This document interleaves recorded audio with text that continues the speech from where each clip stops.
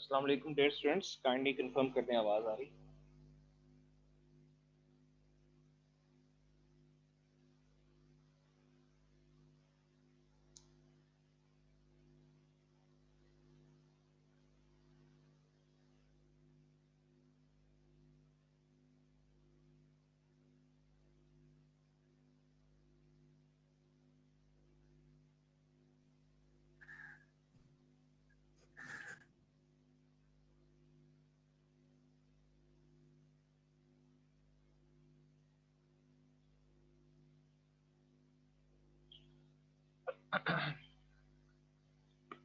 ये स्क्रीन नज़र आ रही है सबको?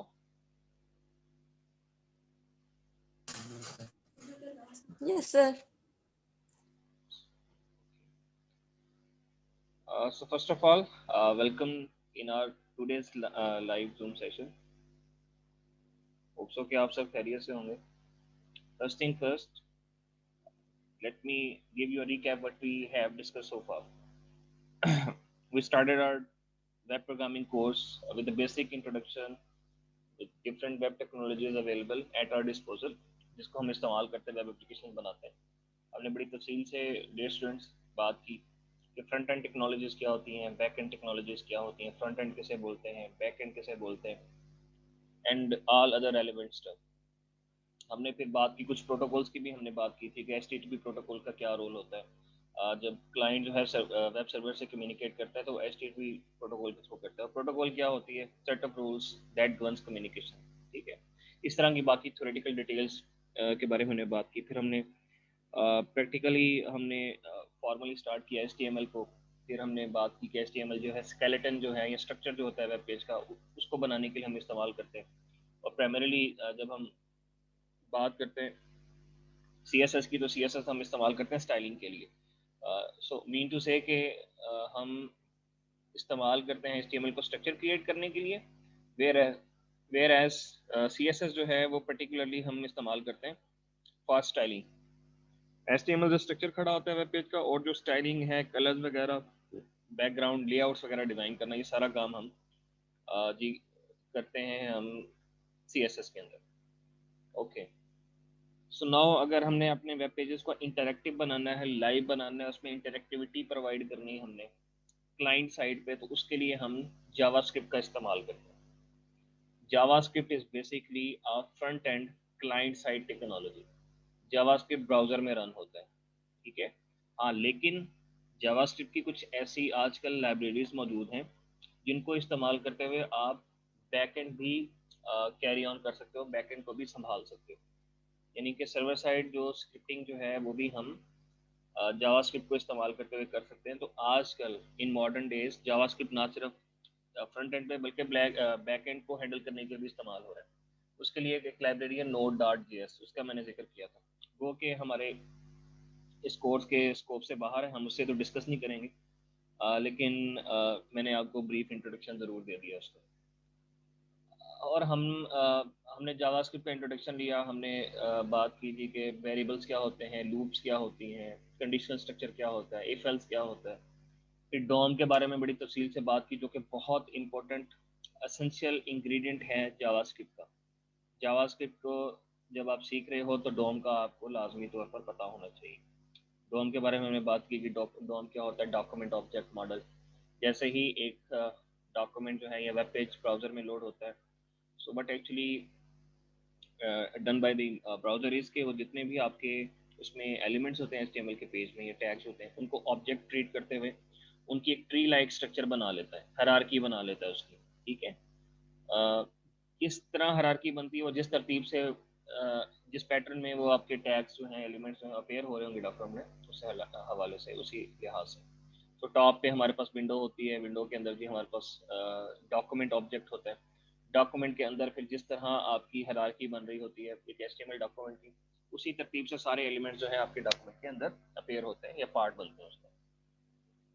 बहुत ही इंटरेस्टिंग स्टफ जो है हम परफॉर्म कर सकते हैं अगर हम डॉम को समझ लें, डॉम को इस्तेमाल कैसे करना है.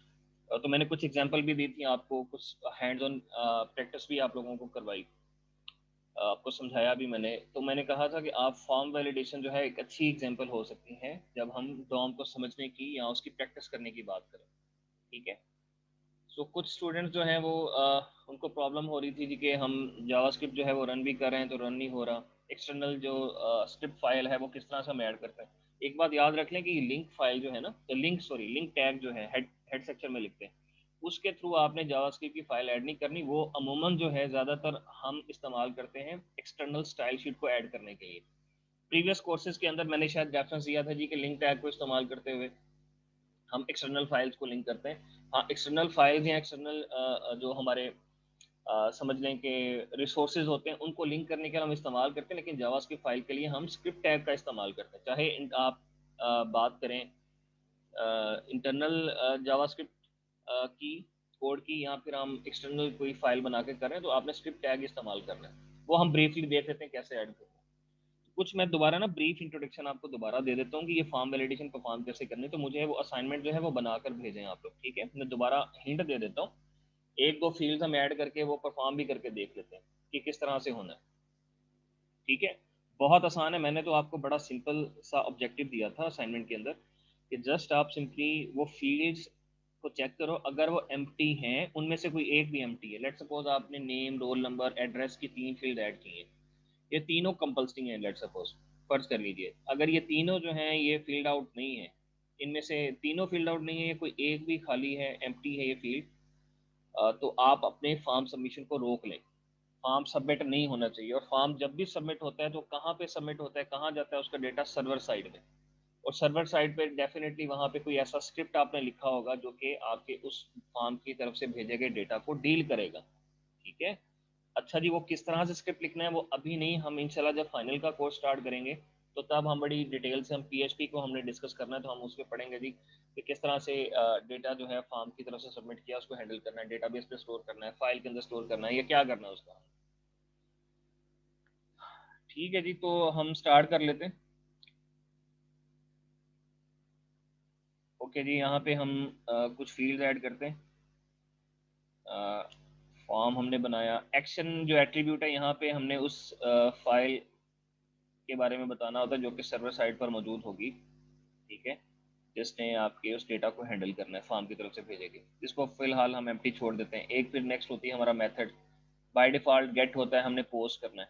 पोस्ट में करेंगे तो आपका डेटा सिक्योरली सर्वर साइड पर सबमिट होगा, ना कि वो लिंक का पार्ट बनते हुए जाएगा। अच्छा, उसके अलावा जी हमने इवेंट्स की भी बेटा बात की थी, अगर आपको याद हो। इवेंट्स के बारे में डिटेल से हमने बात की। इवेंट्स क्या होते हैं? Events is basically the change in behaviour. आप चाहते हैं जी कि बटन पे अगर मैं क्लिक करूं तो कोई एक खास काम परफॉर्म हो जाए। इट मीन्स कि हमने क्लिक इवेंट को रजिस्टर करना है। आप चाहते हैं जी कि टेक्स्ट बॉक्स में अगर मैं टेक्स्ट चेंज करूं, कुछ लिखूं या कुछ मिटाऊं तो कोई टास्क परफॉर्म होना चाहिए। तो हमारे पास बहुत सारे ऐसे रेडीमेड इवेंट्स मौजूद हैं जो कि जावास्क्रिप्ट आपको प्रोवाइड करता है। ब्राउज़र उसे हैंडल करेगा, जो कि आप जब टेक्स्ट बॉक्स में कुछ चेंजिंग करते हो, कोई टेक्स्ट लिखते हो, डिलीट करते हो, तो वो इवेंट जब अकर होगा आप कोई काम परफॉर्म कर सकते हैं, कोड एग्जीक्यूट करवा सकते हैं। इवेंट्स जो है बहुत इंपॉर्टेंट है। इवेंट मैंने स्लाइड एक सेंड की थी आपको, काइंडली आप उसे रिव्यू करो, वहाँ पे काफ़ी सारे इवेंट्स लिखे हुए हैं। इवेंट्स को इस्तेमाल करने का तरीका मैंने आपको बता दिया था, ठीक है। बाकी आप अपनी प्रैक्टिस करो, उनको रन करके देखो। जैसे क्लिक इवेंट है, आपने जिस इवेंट को रजिस्टर करना होता है, आप उस टैग एलिमेंट के टैग पर जाते हो, वहाँ पे जो है आपने ऑन क्लिक लिख के, ठीक है, जैसे मैंने क्लिक इवेंट को रजिस्टर करना, ऑन क्लिक लिखूंगा। अगर मैंने सबमिट जो कि फॉर्म का एक बहुत इंपॉर्टेंट इवेंट है, उसको मैंने चेक करना है, या उसके फॉर्म सबमिट होने पे हमने कोड एग्जीक्यूट करना है, जो कि हमारे केस में हमने करना है, तो हम ऑन सबमिट जो है हमारा एक बहुत इंपॉर्टेंट होगा इवेंट, उसको हम रजिस्टर करवाएंगे। फिर जब आप इवेंट रजिस्टर करवाते हो, फिर आपने एक उसका इवेंट हैंडलर बनाना होता है। इवेंट हैंडलर, इवेंट जैसे ही वो एग्जीक्यूट होगा जो कि आपने रजिस्टर किया, उसके अगेंस्ट जो कोड एग्जीक्यूट होता है वो उसका इवेंट हैंडलर होता है, ठीक है। वो उसका क्या कहलाता है? Event handler. So make sure dear students कि आपको ये इवेंट्स का कॉन्सेप्ट अच्छे तरीके से समझ आना चाहिए। बहुत कोई मुश्किल नहीं है, एक इवेंट आपको रजिस्टर करना आ गया, आप कोई भी कर सकते हो, ठीक है। जैसे मैंने टेक्स्ट बॉक्स के हवाले से बताया कि हम टेक्स्ट चेंज करें तो कोई आप काम परफॉर्म करना चाह रहे हो तो ऑन, ठीक है, ऑन की डाउन है, ऑन की अप है, ऑन चेंज है, बहुत सारे इस तरह के इवेंट्स हैं, ठीक है। जैसे ऑन क्लिक है तो ऑन डबल क्लिक भी है हमारे पास, ऑन माउस मूव भी है। तो आप इन इवेंट्स के साथ ना आप प्रैक्टिस करो, इनके साथ प्ले करो। देखो कि कौन से इवेंट को हम किस मकसद के लिए हम इस्तेमाल कर सकते हैं। बेसिक जो उसका यूज़ करने का तरीका मैंने आपको बता दी। तो यहाँ पे एक हम इवेंट रजिस्टर करते हैं ऑन सबमिट। अच्छा जी, ऑन सबमिट जो है ये एक्सपेक्ट करता है एक रिटर्न वैल्यू ट्रू और फॉल्स। अच्छा जी, हम जो कोड एग्जीक्यूट करवाना चाह रहे हैं वो कहाँ पड़ा है, माई फंक्शन एक मेथड के अंदर पड़ा होगा। ओके जी, हम इसमें फील्ड्स कुछ ऐड कर लेते हैं। अब पूरे का पूरी वो असाइनमेंट मैं आपको सॉल्व करके नहीं दिखाने वाला, मैं आपको हिंट दे देता हूँ कि आपने किस तरह से करना है। ठीक है, 3 फील्ड हम ऐड करके देख लेते हैं। जी सीआर, आप कुछ प्रॉब्लम बता रहे थे, आपको प्रॉब्लम आ रही थी, बताओ कौन सी है वो।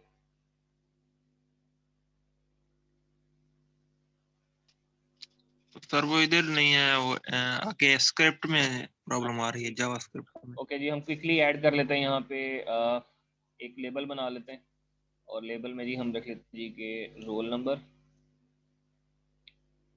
और हम जी यहाँ पे एक इनपुट फील्ड ऐड करते हैं, यहाँ पे टाइप उसकी रख लेते हैं टेक्स्ट। ठीक है, मैक्स लेंथ उसकी रख लेते हैं जी 100, और प्लेस होल्डर जो है यहाँ पर लिख देते हैं इंटर योर रोल नंबर। इसके अलावा और कौन सा एक एट्रीब्यूट है इसका जो कि आप यहाँ बहुत सारे, इसमें से एक और हम यहाँ पे लिख लेते हैं मैक्स लेंथ लिखे हैं, तो हम साइज रख लेते हैं, वो हम कहते हैं जी कि वो लेट्स सपोज 40 है। जो सेल्फ क्लोजिंग टैग होते हैं ना, जिनका पेयर नहीं होता, तो उसको आप ऐसे भी कर सकते हो क्लोज। ठीक है, इसको हम कॉपी कर लेते हैं ताकि हमारे पास 2-3 फील्ड आ जाएं, फिर हम इसकी प्रैक्टिस कर लेंगे जावास्क्रिप्ट में जाके किस तरह से हमने चेक करना है कि एम्प्टी है या नहीं है। ओके, सो नाउ हम दूसरी एक टेबल सेट कर लेते हैं नेम, और जी यहाँ पे हमें चेंज करने की जरूरत नहीं है, और यहाँ पे एड्रेस कर लेते हैं। टेक्स्ट बॉक्स भी हम इस्तेमाल कर सकते हैं, लेकिन एक हमारे पास टेक्स्ट एरिया के नाम से एक टैग है, उसको हम इस्तेमाल करेंगे इसके। ठीक है, यहाँ पे होता है जी कॉलम हम रख लेते हैं 20, एंड इसकी रोज हम सेट कर लेते हैं 40। ठीक है, और प्लेस होल्डर में हम लिख देते हैं यहाँ पे इंटर योर एड्रेस।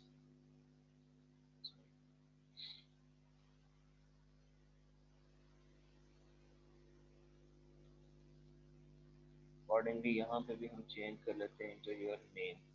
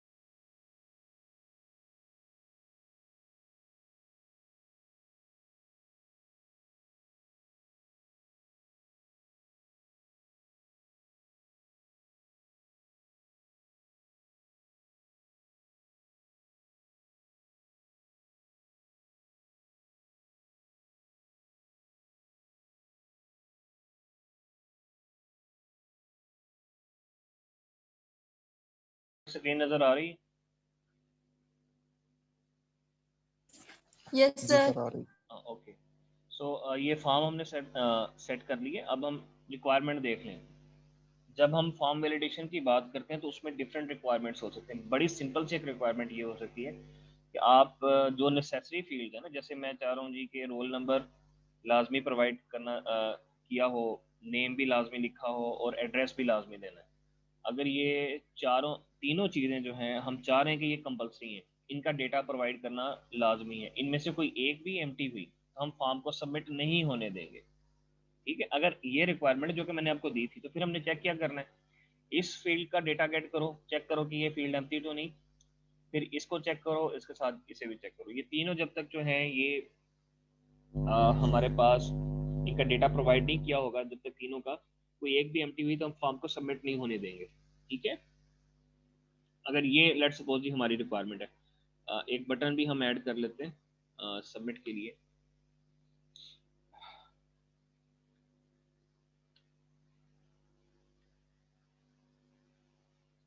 और इसकी वैल्यू हम सेट कर लेते हैं सबमिट।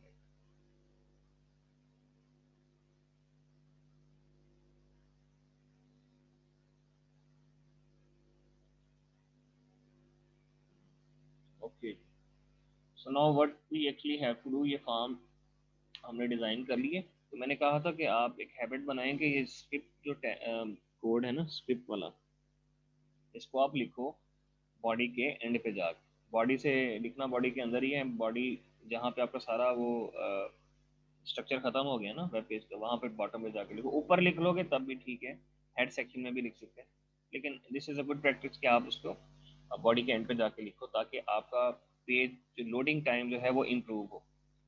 ओके जी, सो नाउ हम क्या करते हैं, स्क्रिप्ट लिखा मैंने। अगर मैंने एक्सटर्नल स्क्रिप्ट फाइल इस्तेमाल करनी है तो मैं क्या लिखूंगा यहाँ पे, SRC, यहाँ पे उसको नाम दे दूंगा फाइल का। फाइल का जी हम नाम दे देते हैं यहाँ पे script.js। जैसे style.css लिखते थे, स्टाइल फाइल का नाम होता था, .cs एक्सटेंशन थी। इसी तरह स्क्रिप्ट जो है फाइल का नाम है, .js जो है ये उसकी एक्सटेंशन है। ठीक है, अब जी हम एक फाइल यहाँ पे क्रिएट कर लेते हैं उसी फोल्डर के अंदर। ये बात याद रखनी है, ये अक्सर स्टूडेंट्स आप में से मिस्टेक कर रहे हैं, आपको अभी तक ये पता नहीं चला कि जी एब्सोल्यूट पाथ क्या होता है, रिलेटिव क्या होता है। ठीक है, ये रिलेटिव पाथ है, करंट जिस डायरेक्टरी में है उसी के अंदर आप बना लें। अगर आप किसी और फोल्डर के अंदर बनाएंगे स्क्रिप्ट फाइल तो आपको लिखने का तरीका कुछ और चेंज हो जाएगा।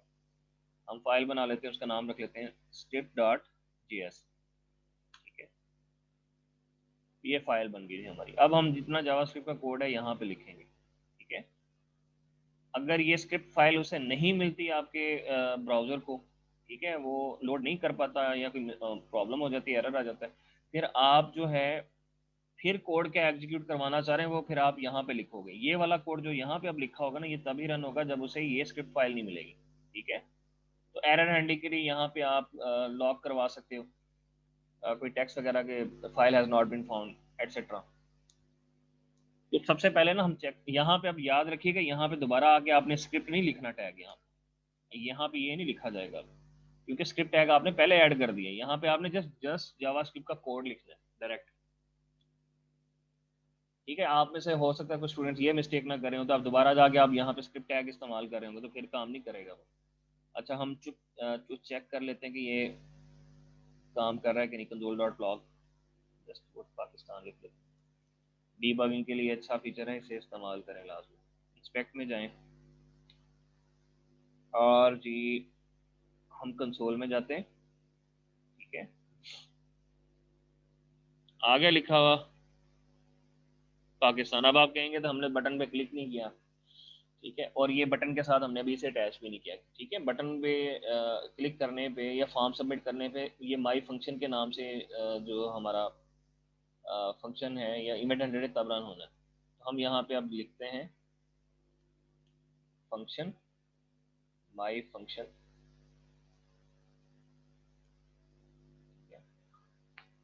माई फंक्शन, अब यहाँ पे अब देखो मैं लिखता हूँ console.log।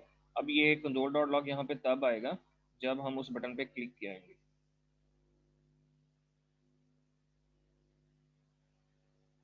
ठीक है, अब मैंने फॉर्म देखें सेव किया अब नहीं है। जैसे मैं इस फॉर्म इस पे क्लिक करता हूँ, देखिए ठीक है, पाकिस्तान लिखा आया था। अब ये पेज लोड क्यों हो रहा है? क्योंकि हमारा फॉर्म सबमिट हो रहा है ना, तो फॉर्म सबमिट होने के बाद वो जिस फाइल में ओपन होना है वो प्रेजेंट नहीं है, इसलिए इस तरह से आ रहा है। ठीक है, don't worry. Now what we need to do now is कि मैं आपको एक फील्ड चेक करना बताता हूँ, एक का बता दूंगा, बाकी भी उसी तरह ही है। अब हम क्या करेंगे जी कि आप जाएं डॉक्यूमेंट में, ठीक है, document dot get element bye ID. ID हमने सेट की है, मैं सेट कर लेता हूँ यहाँ पे। ये हमारे जो पहला है इसकी आईडी मैं रख लेता हूँ रोल नंबर, दूसरे की आईडी हम रख लेते हैं यहाँ पे नेम, थर्ड जो आईडी है हमारी उसे हम सेट कर लेते हैं एड्रेस। ठीक है, तो जनाब ये है हमारा। अच्छा, ये गेट एलिमेंट बाई आईडी क्या है? ये सिलेक्टर है, डॉम सिलेक्टर बोलते हैं इसे। तो हमारे पास जो सिलेक्टर है ना, डॉम सिलेक्टर है, वो दो तरह के हैं। एक को हम बोलते हैं सिंगल लाइन, ठीक है, और फिर दूसरे हमारे पास कुछ होते हैं जिनको हम सॉरी सिंगल एलिमेंट सिलेक्टर होते हैं, और दूसरे होते हैं हमारे पास मल्टी एलिमेंट सिलेक्टर। ये गेट एलिमेंट बाई आईडी किसी एक एलिमेंट को सिलेक्ट करेगा, ठीक है। फिर हमारे पास एक होता है क्वेरी सिलेक्टर, वो भी आपका सिंगल एलिमेंट सिलेक्टर ही है। फिर एक हमारे पास और सिलेक्टर है जिसको हम बोलते हैं जी get element by tag name, get element by tag name, get element by class name. तो ये दोनों जो हैं ये मल्टी एलिमेंट सिलेक्टर है, और होते बेसिकली ये मेथड है। मैं यहाँ पे गेट एलिमेंट बाय आईडी इस्तेमाल करता हूँ। हमने लिखा जी यहाँ पे आईडी लिखी जी रोल नंबर, ठीक है। अच्छा, इसकी मैंने अब ये मैं इतनी लाइन लिखूंगा, इट मीन्स कि मुझे ये वाला जो टेक्स्ट बॉक्स है ना ये मैंने सेलेक्ट कर लिया। ये यहाँ तक हम पहुँच चुके हैं। अब हम क्या करेंगे, सिंपली इसकी वैल्यू सेलेक्ट करनी हमने, सॉरी, तो यहाँ पे हम लिखेंगे वैल्यू।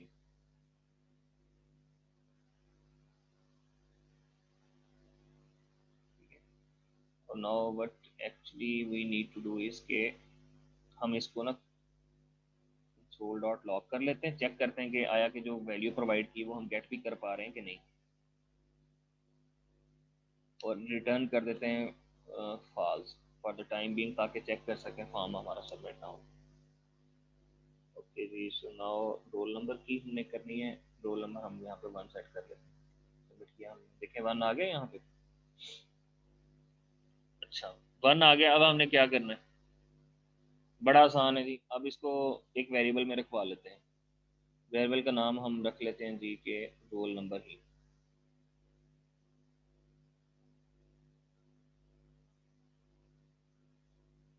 अच्छा, बाकी फील्ड्स का भी हम डेटा गेट कर लेते हैं इस तरह, नेम, और ये कंसोल डॉट लॉग हमें नहीं चाहिए क्योंकि मैं लॉग नहीं करना चाह रहा, मैं जस्ट वैल्यू गेट करना चाह रहा हूँ। ओके जी, सो नाउ मैं इसको कॉपी कर लेता हूँ ताकि मुझे बार बार कोड ना लिखना पड़े। आईडी जी इसकी है सेकंड फील्ड की नेम,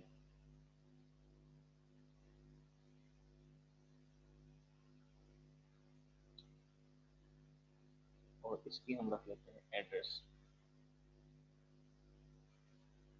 क्या हमने आईडी सेट की इसकी, एड्रेस ही की, AWRES।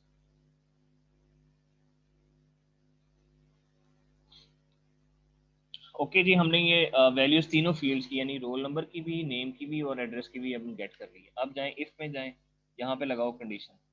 क्या कंडीशन लगानी है? रोल नंबर को चेक करो क्या वो एम्प्टी तो नहीं है। ये डबल मैंने इक्वल साइन इस्तेमाल किया, ये इक्वल ऑपरेटर है यहाँ पे, ठीक है। और आपको सिंगल जो होता है इक्वल ऑपरेटर, इसे हम क्या बोलते हैं, असाइनमेंट। तो हम यहाँ पे मुख्तलिफ तरीके हैं, मैंने पहले आपको ये भी बताया था। आप यहाँ पे स्पैन टैग एम्प्टी ऐड कर लो और उसे रन टाइम पे उसके अंदर आप डेटा शो करवा दो, वो तरीका भी है। मैं यहाँ पे ना एक अलर्ट बॉक्स शो करवा लेता हूँ, और फॉर्म को सबमिट अगर आपने रोकना है तो रिटर्न आपने फॉल्स करवाना है। हम कहते हैं जी कि विंडो ऑब्जेक्ट है, उसका अलर्ट मेथड है हमारे पास, और यहाँ पे हम अलर्ट करवा लेते हैं roll number field is empty, kindly provide data. ठीक है, रिटर्न हमने क्या करवाना है, फॉल्स। अगर मैं रिटर्न नहीं करवाऊंगा ये फॉर्म सबमिट हो जाएगा बेटा, ये कोड चाहे एग्जीक्यूट हो। आपका ऑन सबमिट जो हमारे पास यहाँ पे इवेंट है बच्चे, ये एक वैल्यू एक्सपेक्ट कर रहा है, रिटर्न वैल्यू। वो फॉल्स होगी तो आपका फॉर्म सबमिट होने से वो रोक देगा, अदरवाइज आप रिटर्न नहीं करवाएंगे तो वो बाय डिफॉल्ट वो समझेगा कि रिटर्न ट्रू ही था आपका। ठीक है, ओके जी। अगर ये फील्ड एम्प्टी नहीं है तो फिर दूसरी चेक करते हैं। ठीक है, एल्स इफ मैं कंडीशन लगाता हूँ। अब क्या लिखता हूँ जी, नेम। नेम चेक करो कि आया कि वो एम्प्टी तो नहीं, कहीं एम्प्टी है तो यही सेम हम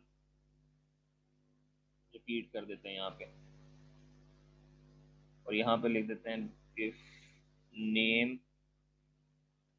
field is empty kindly provide data. Return false करवाया, ये एक्स्ट्रा लग।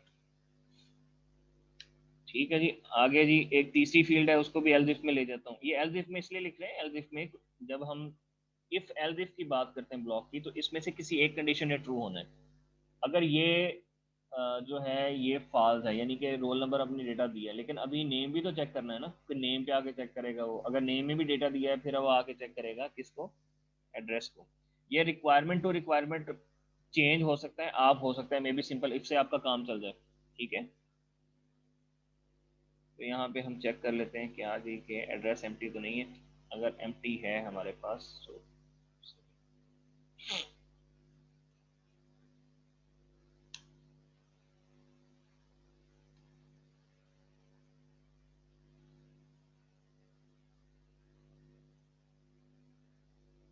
इंडेंट कर लेते हैं हम कुछ, और सेम हम ये स्टेटमेंट जो है कॉपी करके यहाँ पे पेस्ट कर लेते हैं।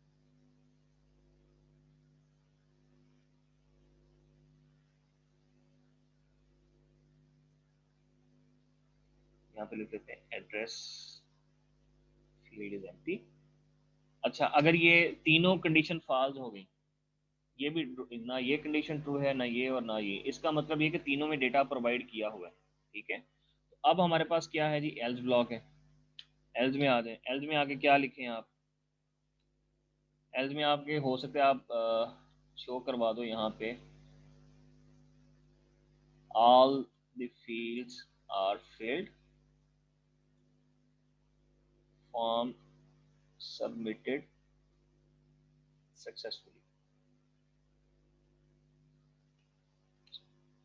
अच्छा, अब रिटर्न क्या करवाना है, हम ट्रू रिटर्न करवा लेते हैं।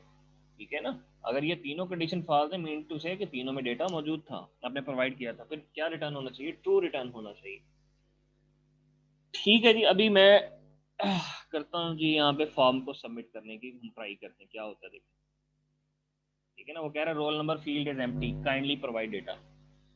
अगर रोल नंबर फील्ड ही एम्प्टी है तो मुझे बाकी कुछ और चेक करने की जरूरत नहीं, क्योंकि इफ एल्स इफ ब्लॉक के अंदर हमारा कोई एक ब्लॉक ही रन होता है। अगर ये जो है आपने इसका डेटा प्रोवाइड नहीं किया, डेफिनेटली हमारे पास क्या होगा जी, हमें इसका डेटा लेट्स सपोज मैं प्रोवाइड कर देता हूँ। ठीक है, अब मैं सबमिट करने की कोशिश करता हूँ, अब क्या होगा देखो। तो कह रहा है नेम फील्ड एम्प्टी है, नेम फील्ड का डेटा दो। जब तक मैं नहीं दूंगा ये फॉर्म कभी भी सबमिट नहीं होना। अच्छा जी, नेम का हमने डेटा दे दिया जी, हमने लिख दिया जी मुनीब एहसन। ठीक है, now let's try to submit this form again. अब वो कह रहा है जी कि हाँ, एक minute, 1 minute, let me check. यहीं पे हमने कोई एक छोटी सी मिस्टेक की है, रिटर्न फॉल्स। और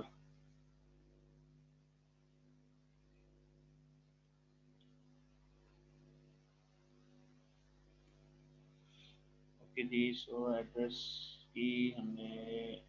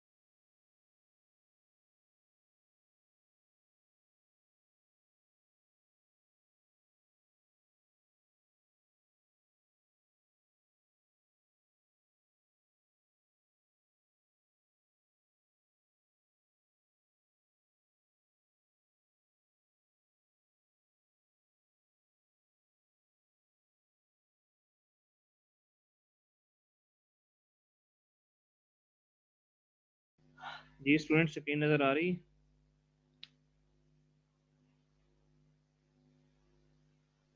Yes, sir.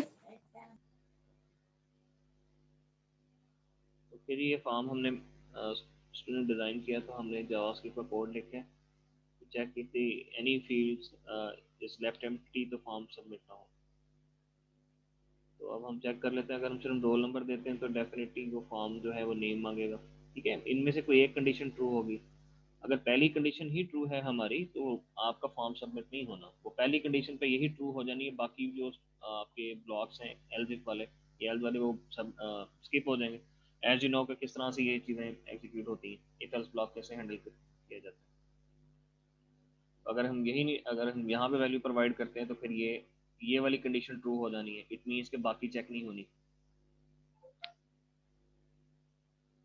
अच्छा जी, यहाँ पे हम लिख लेते हैं जी, नाम भी प्रोवाइड कर देते हैं। अब जाके हम सबमिट करने की कोशिश करते हैं, वो कह रहा है एड्रेस फील्ड एम्प्टी है। ठीक है, पहले ये हमने यहाँ पे एक एम्प्टी स्पेस जो है वो, ठीक है, वो नहीं आ रही थी, इसलिए ऐसे हो रहा था। पहले हम ट्राई कर रहे थे इसको करने की, तो प्रॉब्लम ये था यहाँ पे एक एम्प्टी स्पेस आई हुई थी। ठीक है, तो एम्प्टी स्पेस भी अगर मौजूद होगी तो फॉर्म आपका सबमिट नहीं होना, यानी कि कंडीशन वो इवेंचुअली अकॉर्डिंगली हैंडल नहीं कर रहे थे हम। यहाँ पे तो मेक श्योर कीजिएगा यहाँ पे इस तरह से कोई स्पेस वगैरह नहीं होनी चाहिए। तो फिर अगर मैं यहाँ पे इस कंडीशन में आगे स्पेस मूव कर दूँ, अब हम सबमिट करने की कोशिश करेंगे तो ठीक है। तो roll number field is empty, let's provide the value. फिर हम यहाँ पे नेम है, नेम भी प्रोवाइड कर देते हैं। ठीक है, तो यहाँ पे देखें क्यों ऐसे हो रहा है, क्योंकि यहाँ पे एक एम्प्टी स्पेस आ रही है, इसको खत्म करें। अब हम सबमिट करने की कोशिश करेंगे। ठीक है, लिखा आ रहा है एड्रेस फील्ड इज एम्प्टी, अब मैं एड्रेस भी प्रोवाइड कर देता हूँ कुछ यहाँ पे। अब सबमिट करूंगा तो अब सबमिट होगा, अदरवाइज सबमिट नहीं होगा। ठीक है, तो ये मेक श्योर कीजिएगा जब ये आप टेक्स्ट एरिया ऐड करते हैं ना, तो कभी कभार ये कि जब वो लोड होता है तो यहाँ पे एम्प्टी स्पेस आ रही होती है, तो ये प्लेस होल्डर जो है ना, इसको आप सेट कर लो। तो अगर ये प्लेस होल्डर आ रहा है, इट मीन्स कि आपका बिल्कुल आप स्टार्ट से लिख रहे हो। तो एम्प्टी हुआ अगर आपका एड्रेस बॉक्स या टेक्स्ट एरिया या इनपुट बॉक्स, तो आप इस तरह से उसे कर सकते हैं। तो ये जी आपके सामने। तो मुझे अब बताएं कि हाँ भी क्या बात इसमें समझ नहीं लगी। मैंने यहाँ पे 3 फील्ड ऐड की हुई हैं, तो वहाँ पे जो मैंने आपको असाइनमेंट दी थी वहाँ पे तकरीबन 5 से 6 होंगी। पूछें, अब सवाल पूछें। ये समझ आ गया किस तरह से करना है? ये हमने एक्सटर्नल स्क्रिप्ट फाइल ऐड करके किया है। और करने का तरीका क्या है, आपने सोर्स जो है एक एट्रीब्यूट इस्तेमाल करना है स्क्रिप्ट टैग के अंदर, उसमें आपने फाइल का नाम बता देना कि वो फाइल आपकी कहाँ पड़ी हुई। सर जी अगर इसको साइड पे शो करवाना हो तो रोल नंबर जैसे इंटर योर रोल नंबर, तो स्पैन टैग इस्तेमाल करेंगे? हाँ, उसके लिए आप कर लो इस्तेमाल स्पैन टैग का। स्पैन टैग क्यों करना, डिव क्यों नहीं करना? डिव है एक ब्लॉक एलिमेंट है, डिव को भी जी आप कर लोगे, लेकिन बेहतर ये कि आप स्पैन करो। स्पैन करके क्या होगा कि स्पैन एक इनलाइन एलिमेंट है, उसने उतनी जगह ही लेनी है जहाँ पे उसे आप प्लेस करोगे, वो अलहदा से पूरी की पूरी स्पेस नहीं घेरता, वो उतनी जगह लेता है जितनी उसे चाहिए होती है, जितना टेक्स्ट होता है उसके अंदर। ठीक है, तो आप यहाँ पे सिंपली एक स्पैन टैग ऐड कर लो। हम कर लेते हैं यहाँ पे, उसकी आईडी रख लो। फर्स्ट पहले इसकी आईडी रख देते हैं SP_roll नंबर। ठीक है, ये इस तरह से कर लेते हैं। एक मैं आपको बता देता हूँ थोड़ा, बाकी आप खुद होप सो कर लो। अच्छा जी, अब बजाय ये कि अलर्ट बॉक्स में डिस्प्ले करवाऊँ ना मैं, फीडबैक देने के बजाय हम ऐसे करते हैं, डॉक्यूमेंट डॉट सिलेक्टर इस्तेमाल करते हैं हम। जो मैंने सिंगल एलिमेंट सिलेक्टर आपको बताया था, गेट एलिमेंट बाई आईडी, इससे आपका कि एक एलिमेंट ही सिलेक्ट होगा। एक होता है क्वेरी सिलेक्टर, उससे भी एक एलिमेंट सिलेक्ट होता है।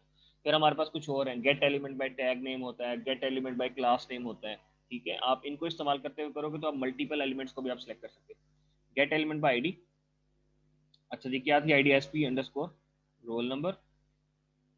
ठीक है, अच्छा अब हमने करना क्या है, इसमें टेक्स्ट मैंने सेट करना है। अब सेट करने के लिए आप इनर HTML भी कर सकते हो, इनर टेक्स्ट भी कर सकते हो। मैं इनर HTML करता हूँ। इनर HTML करोगे तो इवन आप चाहो यहाँ पे तो पूरे का पूरा आप यहाँ पे HTML कोड विद टैग भी आप प्रोवाइड कर सकते हो। ठीक है, फॉर द टाइम बिंग हमें उसकी जरूरत नहीं है, तो मैं सिंपली यहाँ पे लिख देता हूँ यहाँ पे कि प्रोवाइड रोल नंबर। ठीक है जी, ये मैंने सेट कर दिया। अब मैंने जी इसका कलर भी चेंज करना है। लेट्स सपोज मैं चाह रहा हूँ जी कि ये जो हिंट आए ना लिखी हुई, ये आए रेड कलर के अंदर। So what actually we need to do is के we just need to target the style attribute of this element. Document dot get element by id sp underscore roll number. अच्छा, अब मुझे क्या चाहिए, इसका styling मैंने चेंज करनी, colour का ताल्लुक उससे डॉट कलर करो और यहाँ पे आ जाओ रेड रख दो। अब इसे करते हैं सबमिट। दिखा रहा है प्रोवाइड रोल नंबर। ये इनर HTML प्रॉपर्टी जो है ना, इसको इस्तेमाल करते हुए आप यहाँ पे पूरे का पूरा HTML टैग के साथ टेक्स्ट भी दे सकते हो। ठीक है, जैसे मैं इसे बोल्ड करने के लिए यहाँ पे बी टैग में कर देता हूँ wrap।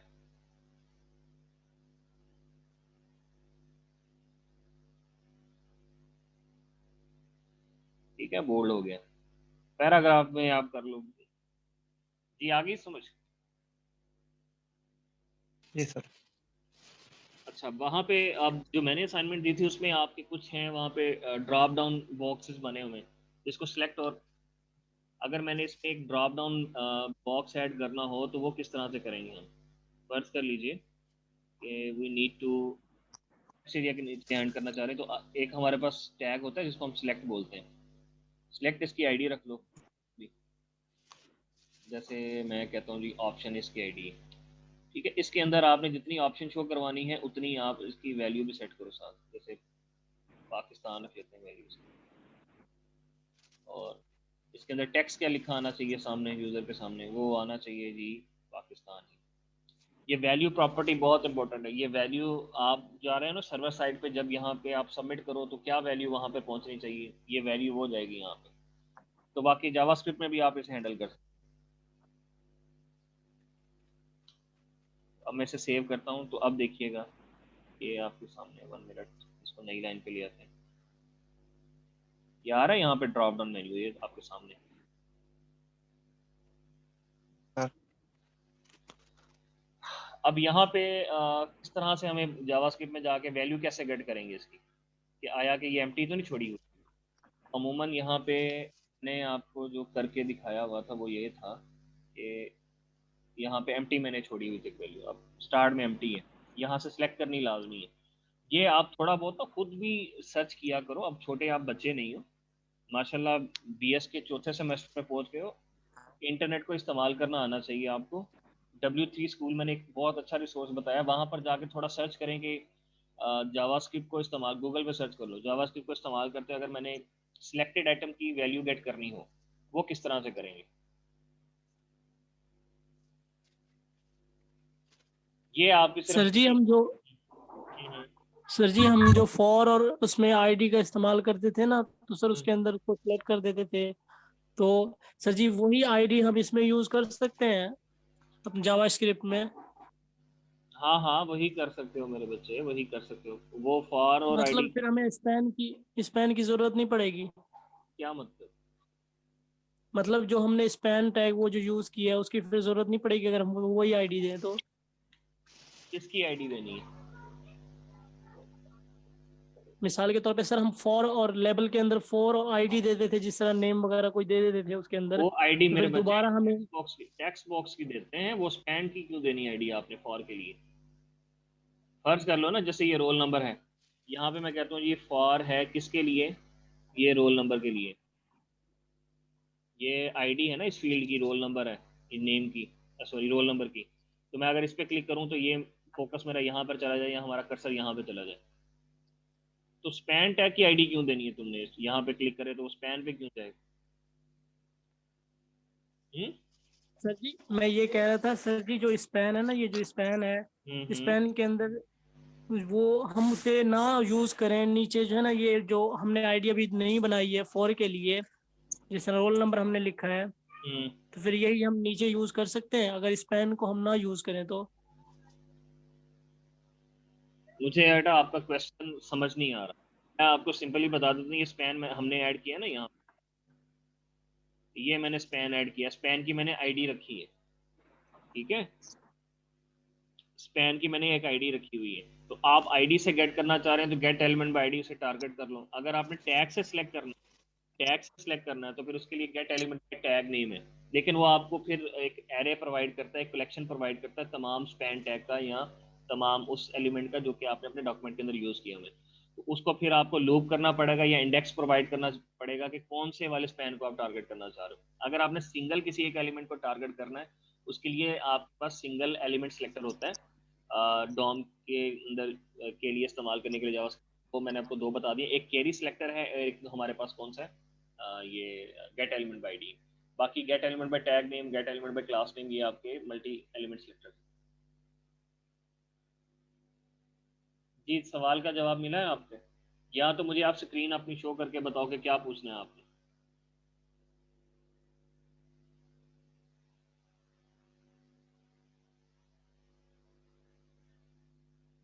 हेलो, हाँ जी स्टूडेंट्स।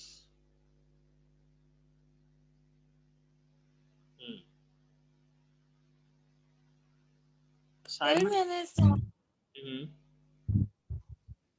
सर HTML वाला सारा बना दिया जैसे फॉर्म बनाते हैं बिल्कुल, लेकिन ये जावास्क्रिप्ट कुछ भी नहीं हो रहा है इसका। क्यों नहीं हो रहा? आपके सामने मैंने दोबारा आपको करके दिखाया, तीसरी बार मैं आपको ये करके दिखा रहा हूँ। आप लोगों को थर्ड टाइम में ये फॉर्म वैलिडेशन। बस ये नहीं समझ में आ रही है ये फाइल अटैच। अटैचमेंट में। हाँ हाँ, अटैच कैसे करनी है मेरी बात सुने। ये बच्चे ये ऐसे कर, स्क्रिप्ट टैग लिखो, सोर्स एट्रीब्यूट और यहाँ पे फाइल का नाम दे दो, बस नई एक फाइल बना लो उसी फोल्डर के अंदर जहाँ पे आपका करंट HTML वाला डॉक्यूमेंट पड़ा है। ठीक है, यहाँ पे आप कोड नहीं लिखोगे। जब यहाँ पे आपने जाना है ना फाइल के अंदर, आप जो गलती कर रहे होंगे आप लोग प्रॉब्ली, जो मैं समझ सकता हूँ ये होगी कि आप यहाँ पे भी स्क्रिप्ट टैग का इस्तेमाल करते हो, यहाँ पे इस फाइल के अंदर स्क्रिप्ट टैग का इस्तेमाल अब नहीं करना आपने। और मैंने आपको एक मेथड बताया बहुत ही यूजफुल है, वो console.log। कंसोल में आके ना चेक कर लिया करो कि आया कि मेरी जावास्क्रिप्ट फाइल अटैच भी हुई है, रन भी हो रही है कि नहीं हो रही। बहरहाल असाइनमेंट के अंदर जो एक चीज़ थोड़ी सी मुश्किल हो सकती थी वो ये थी कि ड्रॉप डाउन मेन्यू से कैसे आप करंट सिलेक्टेड वैल्यू जो है आप जावास्क्रिप्ट के अंदर जाके गेट कर सकते हो जावास्क्रिप्ट। ये थोड़ा है, ये W3 स्कूल पे। हाँ जी, CSS वाली फाइल बनाई है, कलरिंग वगैरह की, लेकिन पर सर वो नहीं हो रहा, दरमियान में सेंटर में नहीं जा रहा। मार्जिन ऑटो करो ये जाएगा। उसको डिव टैग के अंदर रैप करके ना, उसको आपके फॉर्म जो है, आपका जो फॉर्म है उसको डिव टैग के अंदर रैप करो, उसको फिर जनाब आप करो मार्जिन ऑटो उसका। ठीक है, वो सेंट्रलाइज हो जाएगा श्योर।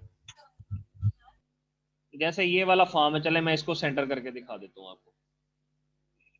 आप जी इसे डिव टैग के अंदर कर दो रैप।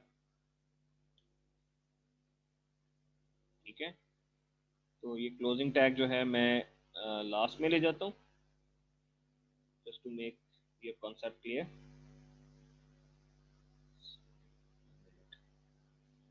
ओके, और इसको मैं इंडेंट कर लेता हूँ। कोड को जितना अच्छा इंडेंट करोगे आप प्रॉपरली तो रीडेबिलिटी कोड की बढ़ जाएगी।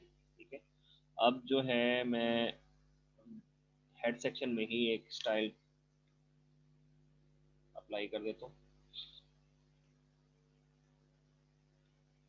टाइप इसकी हम रख लेते हैं text over CSS।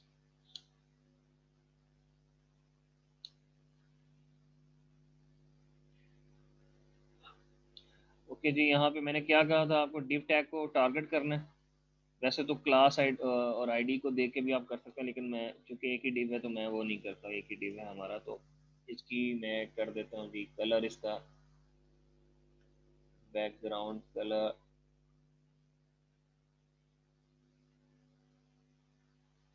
E3 light grey में का कलर बनता है हमारा। इसकी विथ जो है मैं साइन कर देता हूँ वो 600 पिक्सल। चलें जी 400 पिक्सल वुड बी एनफ। ठीक है, और इसके मार्जिन में कर देता हूँ ऑटो। हाँ जी, हो गया सेंट्रलाइज। एक बात याद रखें, ये मार्जिन ऑटो प्रॉपर्टी तब काम करेगी जब आप इसकी विथ सेट करोगे। विथ आपने नहीं दी, फिर ये आपका वो अपेयर नहीं हो रहा होगा, अटैक नहीं हो रहा होगा ये। हाँ जी, समझ आ गई है इस तरह से सेंट्रलाइज करना है किसी एलिमेंट को। जी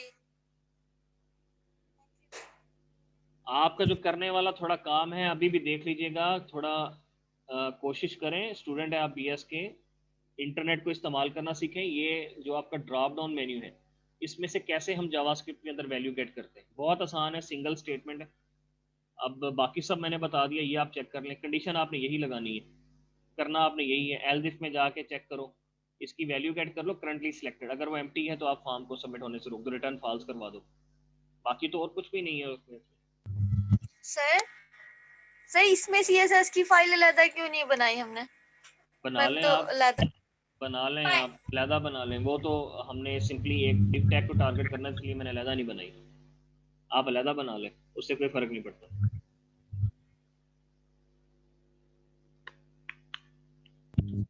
थैंक यू सर। हाँ जी, बाकी और किसी का सवाल है तो पूछे। सर जी सेल नंबर के लिए 0 कैसे वो करें हम लोग, कि पहले बेटा 0 ही आना चाहिए? वो बात की बात है। उसके लिए ये इवेंट जो है ना, आप रजिस्टर करवाओगे। ऑन की डाउन है एक हमारे पास, ऑन की अप है, ऑन चेंज है, 2-3 इवेंट्स हैं। इनमें से कोई एक इवेंट करना होगा, क्योंकि जैसे ही आप इंटर करते हो ना टेक्स्ट, उसी वक्त आपने डिसीजन लेना है कि आया कि वो टेक्स्ट इंटर होने देना है हमने टेक्स्ट बॉक्स के अंदर या नहीं। ऐसे ही है ना। इसका मतलब ये ऑन क्लिक वगैरह इस तरह की चीज़ें नहीं होंगी। ऑन की डाउन है, ऑन की अप है, ऑन चेंज है, ऑन टेक्स्ट चेंज, इस तरह के कुछ इवेंट्स हैं हमारे पास। इनमें से किसी एक को इस्तेमाल करना है और चेक करना है कि अभी करंटली जो गिवन इनपुट है वो क्या है। अगर वो आपका रिक्वायरमेंट के मुताबिक है, जैसे 0 है, तो हम उसे हम सबमिट होने देंगे, अदरवाइज नहीं देंगे। उसके लिए हम करते ये हैं कि हम इवेंट को ना हैंडल कर लेते हैं। इवेंट हैंडल करने का मतलब ये कि इवेंट को कंप्लीट नहीं होने देंगे, इवेंट को रोक लेंगे कंप्लीट होने से। किसी भी इवेंट जब को हैंडल, प्रोसेस होने के 3 पार्ट होते हैं। इवेंट अकरेंस, जब इवेंट अकर होता है, इवेंट प्रोसेस होता है और इवेंट कंप्लीट होता है। इवेंट की प्रोसेसिंग वाला यानी कि यहाँ सिंपली है चलो स्टार्ट इवेंट का, middle period of the event and the end of the event. आपने करना ये है कि इवेंट को एंड होने से पहले उसे क्या करना है, आपने इवेंट को कैंसिल कर देना है। तो उसके लिए एक मेथड है हमारे पास, ठीक है। जैसे इवेंट अक्कर होता है ना, तो इवेंट ऑब्जेक्ट है एक हमारे पास, उसका एक होता है हमारे पास मेथड, ठीक है। वो आप थोड़ा बहुत ना, ये डिफॉल्ट प्रिवेंटेड उसे बोलते हैं। ये मेथड आप एग्जीक्यूट करवा दोगे तो आपका इवेंट कंप्लीट नहीं होगा, वो वहीं पे रुक जाएगा। यानी कि आपकी जो की प्रेस की हुई है, जो आपने बटन दबाया, अगर तो आपकी रिक्वायरमेंट पूरी करा तो आप उसे अलाउ करोगे, यानी कि टेक्स्ट बॉक्स के अंदर आएगा। अदरवाइज आप इवेंट को वो समझ लो कैंसिल आउट कर दोगे। लेकिन हर इवेंट कैंसिल आउट नहीं होता, ये भी याद रखना। ये आप W3 स्कूल पे थोड़ा बहुत जाओ, बार बार मैं कह रहा हूँ, वहां पर जाके डॉक्यूमेंटेशन रीड करो इसकी। हर इवेंट कैंसिल नहीं होता। जिस आप पहले चेक करो जाके कि आया कि कौन कौन सा इवेंट जो है वो कैंसिलेबल है। क्या ऑन की डाउन कैंसिलेबल है, ऑन की अप कैंसिलेबल है, या फिर ऑन चेंज कैंसिलेबल है। जो सा इवेंट कैंसिलेबल होगा वो आप इस्तेमाल कर लो। ये मैंने हिंट दे दिया आपको। जब तक बेटा आप खुद से कोशिश नहीं करोगे, आप अपनी सर्चिंग कैपेबिलिटी नहीं बढ़ाओगे, आप खुद से तलाश करना चीज़ें जो हैं वो नहीं उस पर ध्यान दोगे, तो ये प्रोग्रामिंग जो है बेटा, ये प्रैक्टिस मांगती है बहुत ज़्यादा और एफर्ट मांगती है। आप इनमें से कोई चीज़ पूरी नहीं दोगे तो ये कभी भी नहीं आनी चीज़ें आप। ठीक है जी। इसके साथ हमारे पास अब XML है, हमने PHP करनी है, और MySQL एक DBMS है, उसको हमने स्टडी करना है बैकएंड के लिए। तो XML क्या होती है, इसका डॉक्यूमेंट स्ट्रक्चर क्या होता है, इस तरह की चीज़ें कुछ हमने वो भी डिस्कस करनी है। लेकिन for the time being today's lecture has been completed. Hopes हो कि आपके लिए फ्रूटफुल रहा होगा। आपकी जो कन्फ्यूजन थी, प्रॉब्लम्स थी, वो अब सॉर्ट आउट हो गई होंगी। लेकिन स्टिल मैं आपको टाइम देता हूँ, अगर आपका कोई प्रॉब्लम है तो मुझसे पूछ लें, अभी भी टाइम है।